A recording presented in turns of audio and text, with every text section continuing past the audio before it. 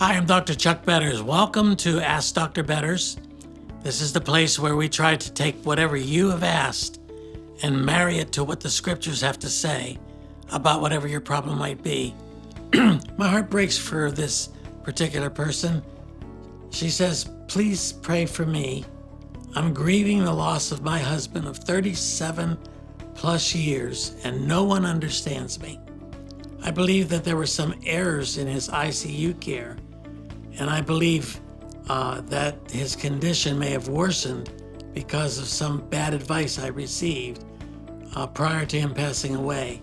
She said she felt rushed by everyone around her to make the decision about life support. She says that her heart is broken and her grief has been magnified. I have a strong faith in God, and I don't want to broaden the grief of my children or other family members. I want to look into my own concerns, but I'm grieving too hard and no one is really wanting to help me. Do you have a recommendation? I know God doesn't make mistakes, but I know man does. What are your thoughts on premature death?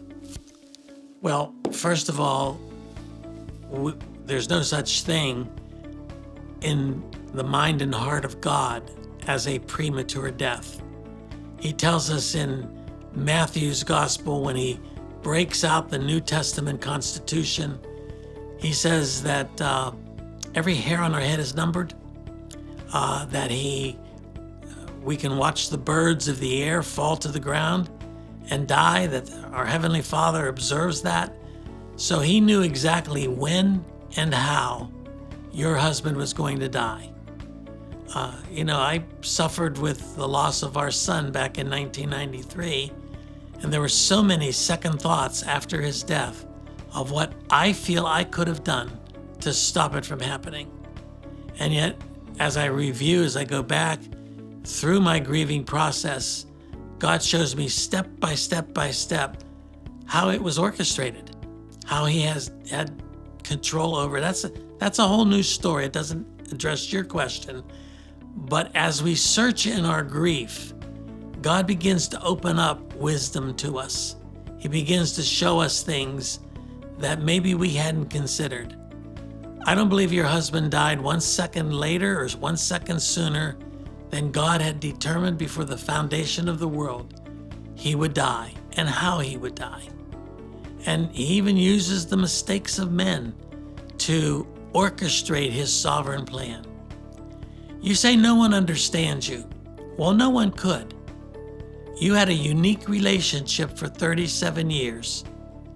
Your children won't be able to understand. Your friends, your neighbors, your pastors, anybody who has any contact with you cannot fully understand the depth of your loss, a loss for which I am very sorry for you. It grieves me to know that grief has grabbed a hold of you. But your task is to grieve. Your task is to grieve and try to understand the mind and the heart of God, how God is going to use your husband's death and your loss to further his kingdom, even through your pain.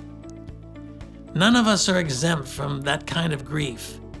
Any of us can at any time experience loss that is so painful, we don't even want to get up in the mornings.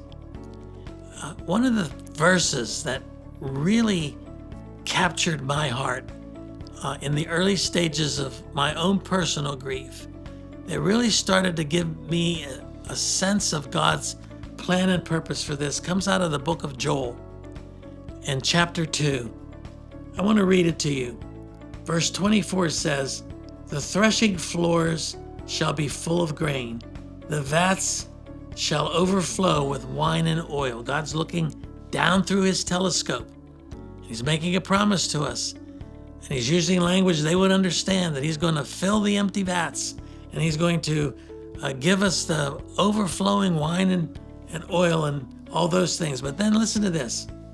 He says, "I will restore to you the years that the swarming locust has eaten." Got the picture of this swarm of locusts just taking away from this individual, taking away from their lives are moving on at a certain pace and things are good and they feel good about life, and then suddenly there's an invasion, a divine invasion.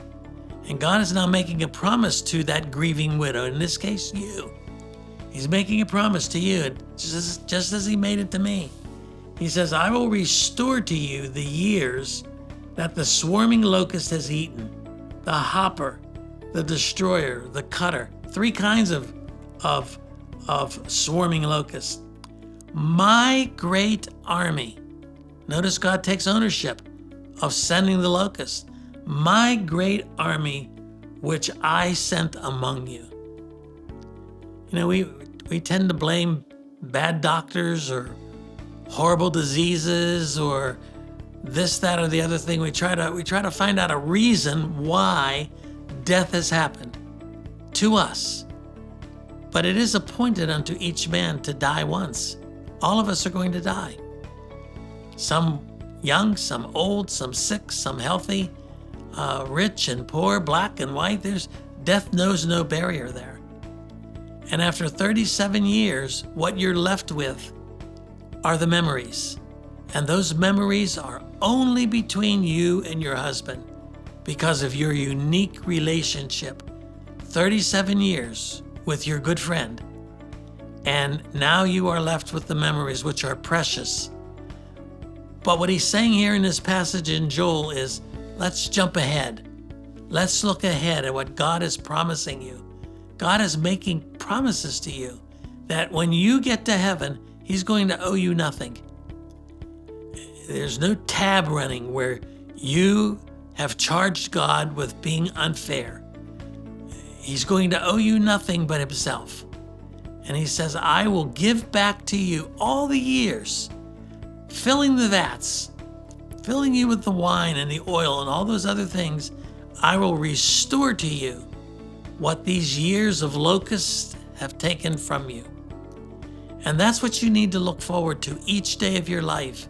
When you wake up in the morning, when you go to bed at night, Lord, what do you have in store for me? What's in store for me tomorrow? What's in store for me today? What plan do you have for me? How are you going to use my husband's death to bring honor and glory to your name? That's what you have to look for. That's not easy. I'm not telling you that's an easy thing to do. In fact, there will be times when you resent it. There will be times when you look at it and say, you know, I'm tired of asking God why he did this. And then learn to submit to the mind and the purpose of God. I know you are someone who visits Sharon's devotional. You're a regular subscriber to her devotional. I want to encourage you to keep doing that, because keep in mind that what she wrote was written out of the context of her own sorrow and her own pain. And I would encourage you to encourage others to subscribe. How do you know? How do you know who you will affect? Just by simply encouraging them to expose themselves to the same material that you're exposed to. Tell them to visit MARKINC.org and to become a subscriber to Sharon's devotional. I know God will use that, and he'll bring people into your life that you're affecting, and you won't even know. You won't fully know until you go to heaven and you realize all the questions that you have here on earth will already have been answered. You won't ask God for a thing because he will have revealed himself to you completely. You'll have no questions. You'll have no doubts. You'll be able to see the whole picture. Hope this helps.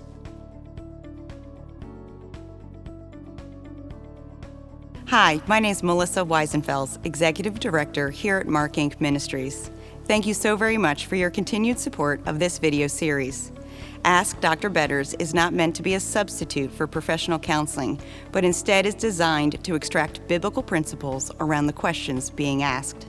We encourage you to seek professional counseling if needed.